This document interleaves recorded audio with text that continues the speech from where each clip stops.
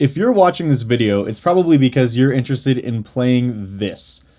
The world's greatest role-playing game. At least according to Wizards of the Coast. In this video, we're going to talk about what D&D actually is, the roles of the players and the DM or the Dungeon Master, as well as what you'll need to get started and a general sense of how the game works.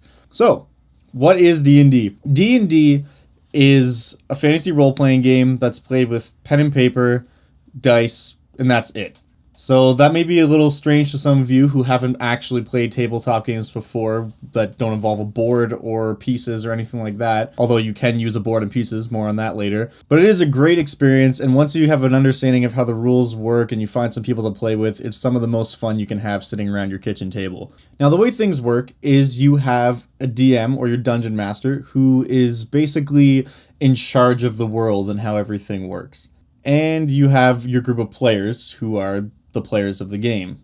So first off, we have the Dungeon Master. They are responsible for setting the scene and running the game, whether it's an adventure they've created themselves or a pre-existing one. They are also responsible for telling the players whether their actions succeed or fail. So for example, you have your noble warrior character who goes to strike the goblin with his sword. He rolls a 20-sided dice. It comes up as a 15, and he adds his strength bonus to that. The DM then looks at the sheet, which he has all the monster stats on, and says, you succeed in chopping the goblin's head off, or you fail and miss, and he laughs at you. And this is basically the difference between these two roles. The players, on the other hand, have no idea what's going on behind the screen. So where you are a player, you're thinking to yourself, okay, we're in this combat. What do I want to do here? I would like to attack this goblin with my sword. Okay, I roll my attack. And then you're relying on your DM to tell you whether you succeed or fail in doing so. Now, of course, it gets a little bit more complicated than that because different weapons do different amounts of damage and so on and so forth.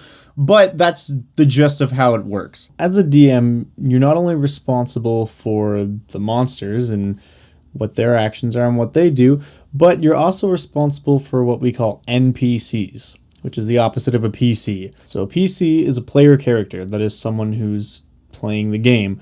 An NPC is a non-player character. NPCs are basically anyone in the world who is not one of the players. The friendly farmer who sends the players on their quest to rescue his daughter, or the noble from the nearby castle. These are examples of NPCs. Even the tavern owner who gives the heroes a place of respite on the road towards the dragon's cave.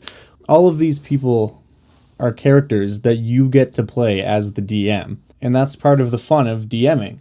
So one part of being a Dungeon Master as well, in addition to enforcing the rules, is knowing when it's okay to break them. An example of this might be if the players are in an underground cave system and they find a secret door hidden underneath a pile of stone. Perhaps one of the players tries to open this door without checking for traps first, and a blade swings down and does enough damage to kill that player's character. This might seem unfair, and to a group of new players, you don't necessarily want to just kill off their character, especially if it's one of the first sessions. So maybe you allow them to survive and they just take enough damage to make them really think about checking for traps next time they find a hidden door. And things like that are an example of just using your best judgment. The rules are there to help you run the game, but it's also okay to break them, and ultimately the goal is to have fun and create an experience that your players are going to remember. One last thing about Dungeon Masters is once you have a game session going, maybe you get together every week, every 2 weeks, once a month, whatever it is, the Dungeon Master is expected to come prepared and with an understanding of what they're going to be running for the players that day.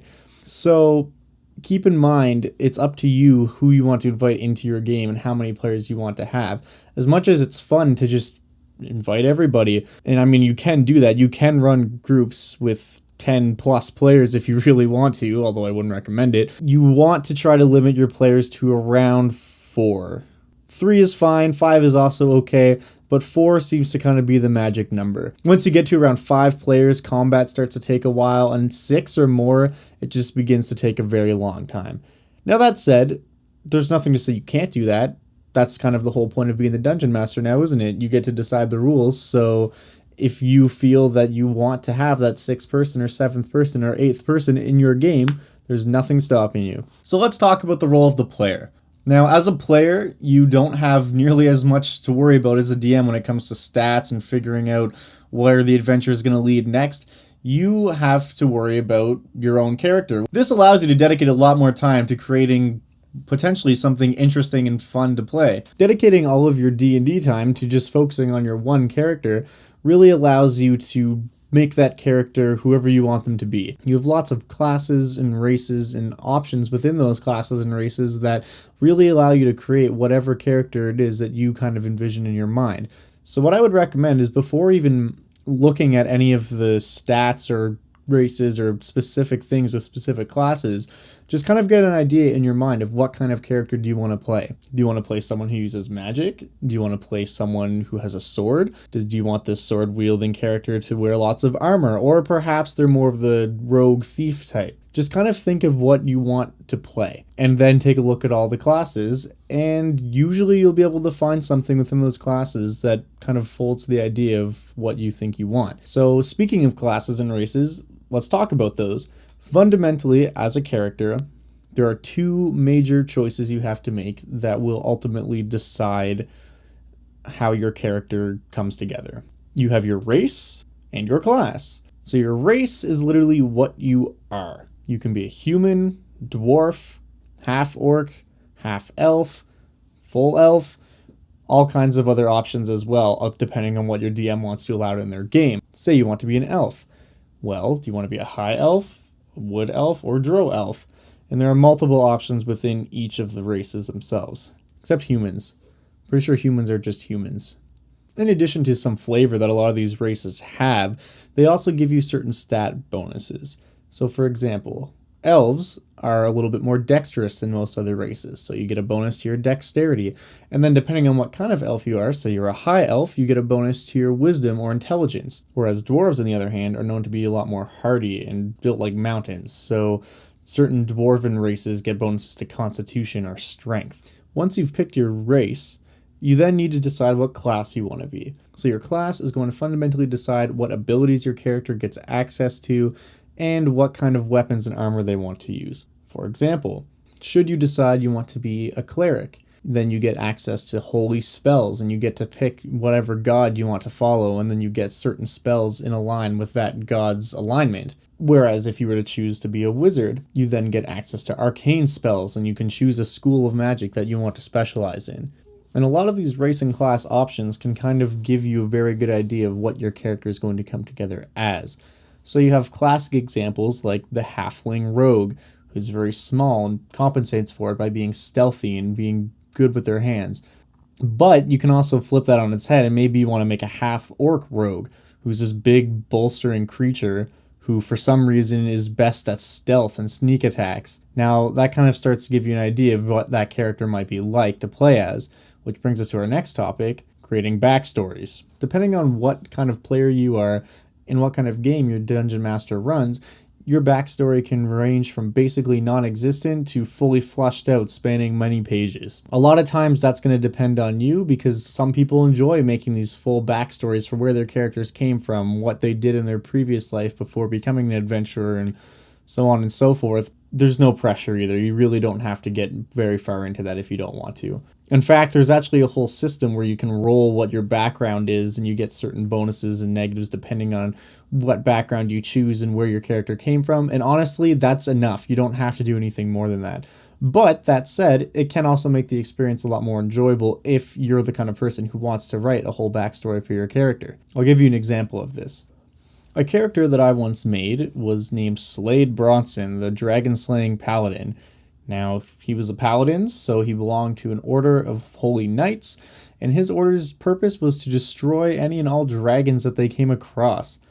Now, in a lot of D&D worlds, dragons are considered to be quite evil, so this felt pretty in line with the idea of the paladin, which was someone who seeks justice and destruction of evil. Now, I could have just left it at that, and that would have been fine.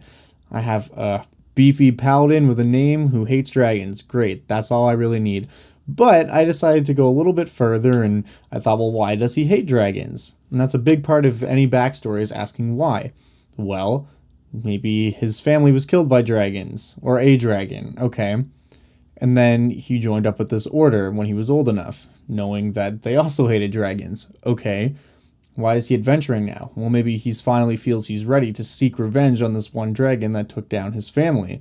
Okay, so when I joined up with the party later on, who also all kind of had their own goals and things going on, I agreed to help them with ridding the land of this evil being that we were after as the main story of the game. But on a side note, I got together with my DM and said, hey, look, wouldn't it be cool if this dragon actually was in the world somewhere and we could go on a little side quest to try to take it down? And that was exactly what we did. I convinced the rest of the group. I said, if you come help me kill this dragon, I will let you have all of its hoard. I'm just in it for revenge. And that was all they needed to hear. And it kind of turned into this little side story, and it was a lot of fun.